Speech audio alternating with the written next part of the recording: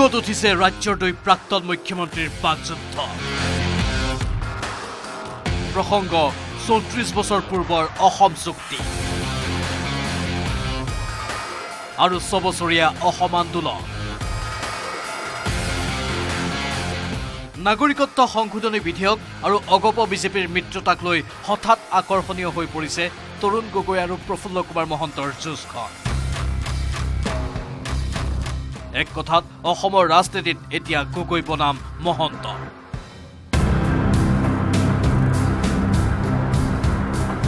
বিদেশী চিনাক্তকৰণৰ ভিত্তিবৰ্ষৰ প্ৰসংগৰে সোমবাৰে গগৈৰ অভিযোগ মহন্তৰ বাবে শ্বহীদ হৈছিল ৮৫৫ জন গগৈৰ অভিযোগক নস্যাৎ কৰি মঙলবাৰে মহন্তৰ দাবী কংগ্ৰেছেই হত্যা কৰিছিল ৮৫৫ জনক ৮০০ মানৰ কাৰণে কিন্তু আছো দায়ী প্ৰফুল্ল মহন্ত দায়ী মই আজিও কংগ্ৰেছ অসম আন্দোলনৰ শ্বহীদসকলক হত্যা কৰাৰ ১ নম্বৰ হত্যাকাৰী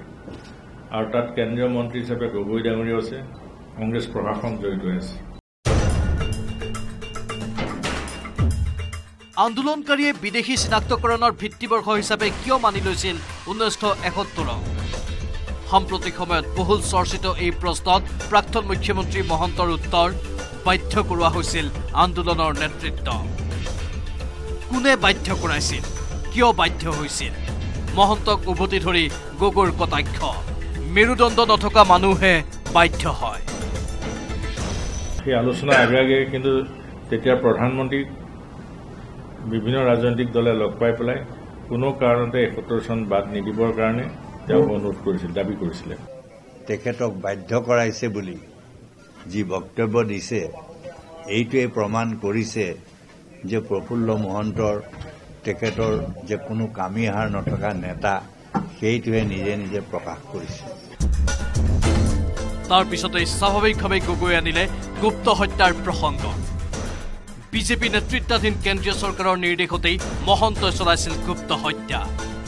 পুৰণি ৰেকৰ্ডখন পুনৰ বজাই গগৈয়ে ক'লে মোৰ দিনতো কৰিব বিচাৰিছিল গুপ্ত হত্যা গুপ্ত হত্যা কোনে কৰিলে এই গুপ্ত হত্যা কাৰ দিনত হ'ল এই প্ৰফুল্ল মহন্তৰ দিনত হ'ল আৰু সেই সময়ত কেন্দ্ৰত কোন আছিল বিজেপি আছিল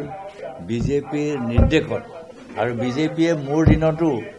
সেই গুপ্ত হত্যা কৰিবৰ কাৰণে তেওঁ গৱৰ্ণৰ কৰি পঠিয়াব বিচাৰিছিলে গিলক মোৰ দিনত অগপ বিজেপিৰ মিত্ৰতাক লৈও সৰব হ'ল বৰ্ষিয়ান কংগ্ৰেছ নেতাজন অগপই আকৌ বিজেপিৰ কাষ চাপিবলৈ চেষ্টা চলাই থকা বুলি অভিযোগ কৰি গগৈয়ে ক'লে কনৰাড চাংমাইও ইউ টাৰ্ণ মাৰিলে তাৰ পৰা মই কনৰাডৰ হেৰিকো কওঁ তেওঁতো ইউ টাৰ্ণ মাৰিছে আকৌ আজি তেওঁ আকৌ ইনিচিয়েটিভ লৈছে এলায়েন্স আহি আকৌ অমিত শ্বাহে কি কৈছে আমি আহিলে একো নানিম তো আজি কনৰাডেও দেখোন তেওঁ আজি ইউ টাৰ্ণ কৰিলে গগৈয়ে ক'লে এতিয়া অপেক্ষা কি হ'ব মহন্তৰ প্ৰতিক্ৰিয়া কেমেৰা পাৰ্চন হিতেশৰ সৈতে মানৱজ্যোতি বৰুৱাৰ report news ১৮ Assam north east